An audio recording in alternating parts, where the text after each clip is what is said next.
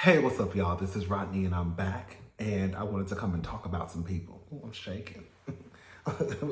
She's shaking the table. Oh, she's shaking the table. All right. So, anyways, I wanted to come and talk about some people real fast, okay? Now, listen. Y'all know I go up for Miss Azealia. See, this is the thing with a lot of y'all kids out there.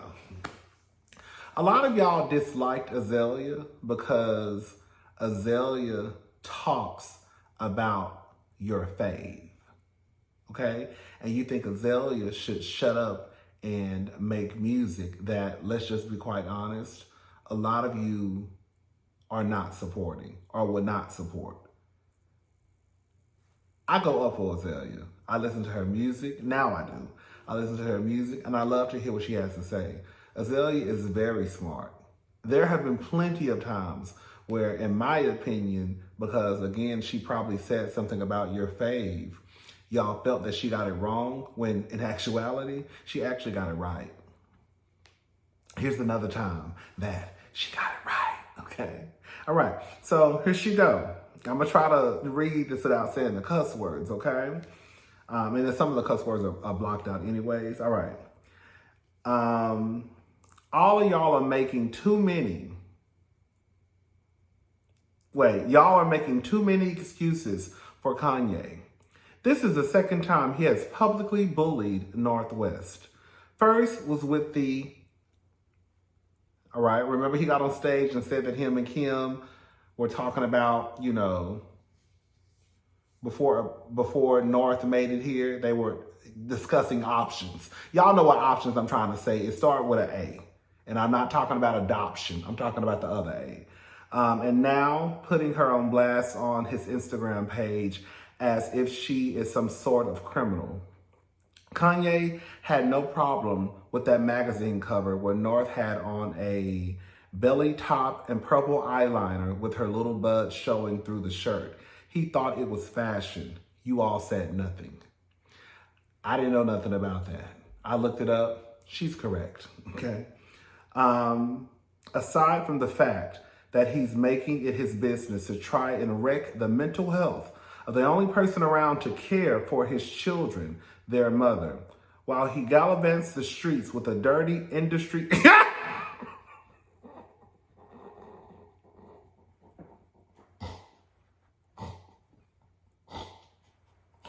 Azealia be dragging. That's why y'all really never liked her. Azealia be dragging. Azealia, she drags the girls.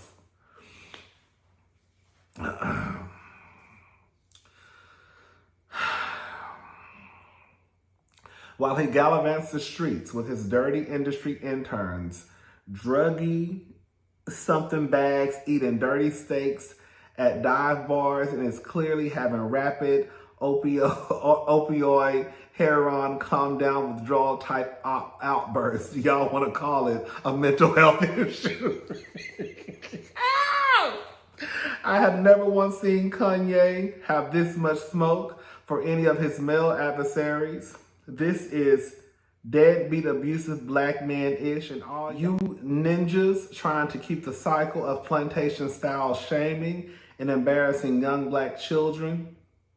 That's up for debate. For being kids, or what the F is wrong with this toxic culture? Girl, baby, Azealia drags, honey. Hold up.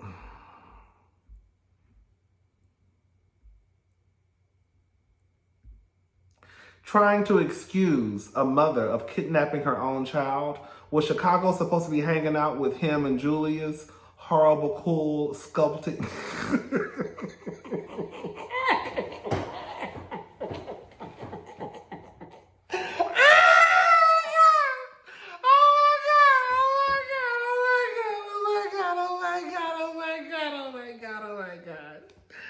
Oh my God, okay. Was Chicago supposed to be hanging out with him and Julia's horrible, cool sculpting while they get drunk and high so Julia can blow vape pen smoke in Chicago's face? Maybe North looking for a fun escape because she has to look online and see her dumb dad always talking about her mother when Kim won't give him the attention he begs for. He turns his anger on her, posting her picture to his Instagram talking about his will, as if she's a piece of property and not a young black girl trying to be happy. For sake, Kanye West is abusive, psychopath, and is beyond mental illness. Stop trying to help him and start trying to help the poor child that he keeps trying to embarrass and abuse publicly to garner sympathy for his ashy ass. Girl, when I tell you, baby, that Azealia, baby, that Azealia don't play no games. Azealia don't play. I'm with her 1,010%. 1,010%. I am with Azealia. Azealia ain't wrong. I think Azealia is 1,000% correct. It's really nothing else to say. She pretty much said everything that I've been trying to say. Okay?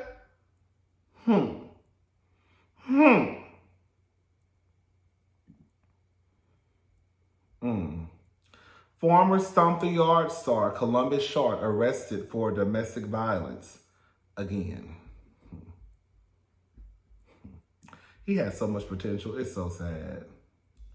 According to TMZ, authorities were called to Columbus Short's home on Wednesday, February the 2nd, after a verbal disagreement between the couple allegedly got physical. Short reportedly argued his wife punched him, but police officers didn't identify any marks on the actor that would back up his statements. However, police allege they saw small wounds on his wife and arrested the actor on suspicion of felony domestic violence.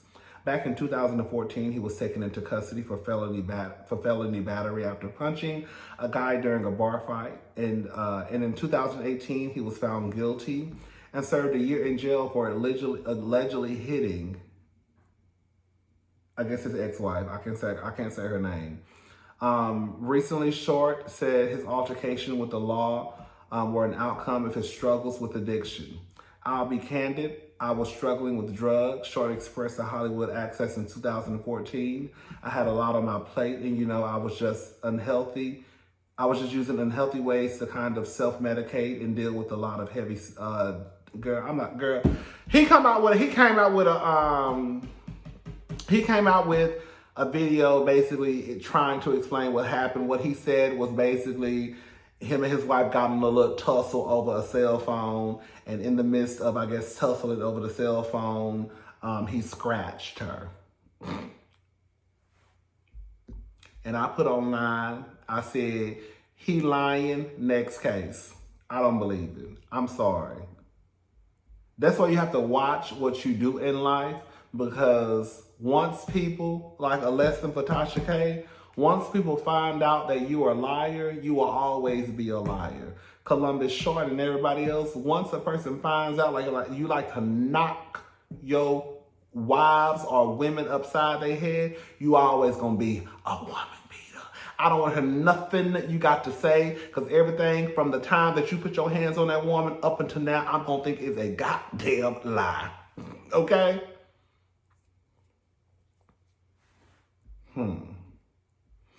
Speaking of Tasha K, Cardi B's $4 million defamation lawsuit victory may impact how journalists, gossip sites, and YouTubers operate moving forward. Okay, come on, hold up. This is according to the Jasmine brand. Did Cardi B's latest court win against popular YouTuber Tasha K forever change the world of blogging? Last month, Cardi B made headlines after winning her libel case against blogger Tasha K,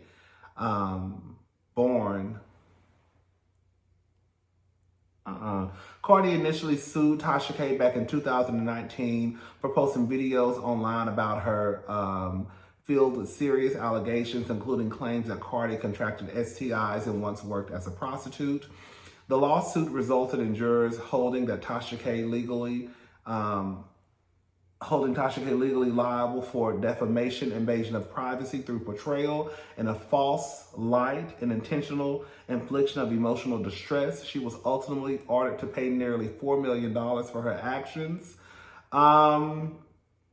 Reportedly, Cardi's historic win against Tasha K may have set a new legal precedent precedent around libel and invasion of privacy between celebrities and media. Danielle Powell, a managing attorney at Mink Law firm, a firm that specializes in online defamation and harassment, recently spoke on Tasha K's court loss and said this lawsuit really should give YouTubers some pause if they think they are completely insulated from any repercussions from what they may say online. Part of the funds Tasha K was ordered to pay Cardi B includes $1.5 million and punitive damages. Powell seemingly shared that this should be a warning for other gossip YouTubers who have similar blogging style to Tasha K. He said punitive damages are not meant to compensate the plaintiff. They're intended to punish the defendant, to send a message to the community, to be deterrent for the future conduct like this. This jury verdict signals that jurors who represent society are recognizing the dangers these attacks could cause.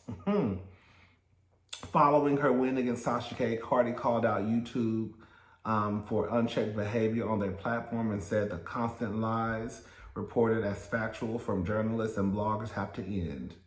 However, due to the 1996 Communications Decency Act, Section 230, YouTube cannot force its creators, bloggers, to live up to ethical standards that most journalists have to adhere to.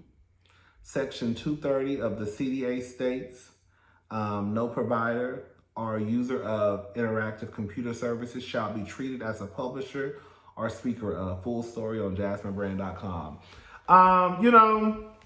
This is what I have to say. I think the only people that have something to worry about are the people that get on here and lie.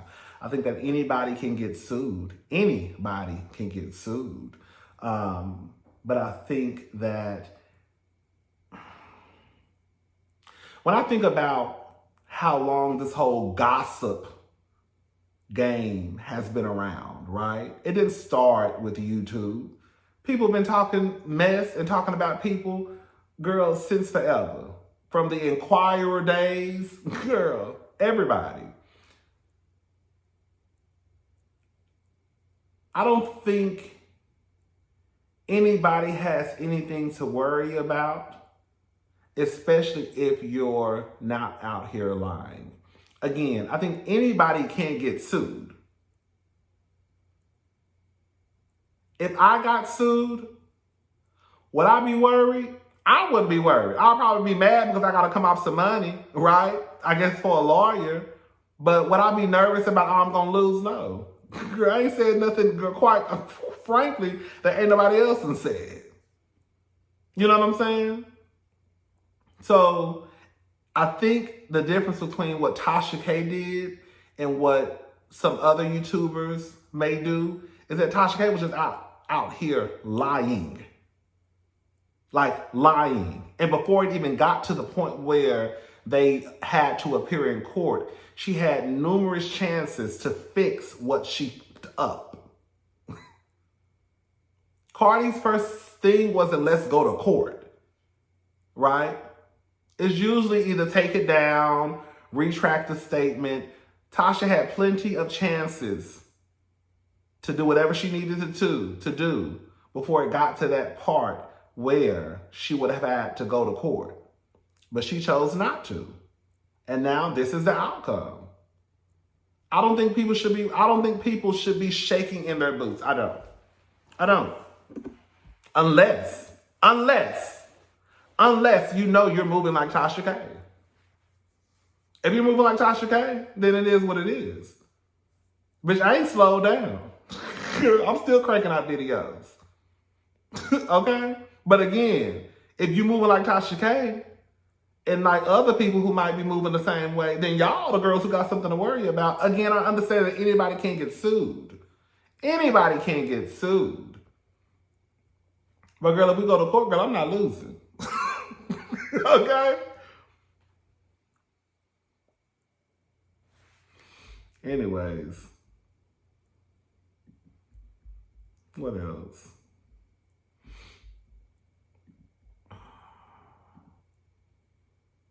I had to. Oh, I know I wanted to talk about Wendy Williams and that bank account mess. I was thinking, And some of you were telling me in the comment section, more than a few of you were telling me in the comment section, that I guess it was stories allegedly going around about, I guess, her financial advisor. Stories, different, y'all told me different stories. So somebody, hopefully one of y'all was telling the truth, but I don't know. But it was some of you telling me about there was a situation with her financial advisor. We don't know. I will say that even though I have heard things about Wells Fargo, for Wells Fargo to go to that extreme to freeze her accounts, maybe, just maybe, they saw some type of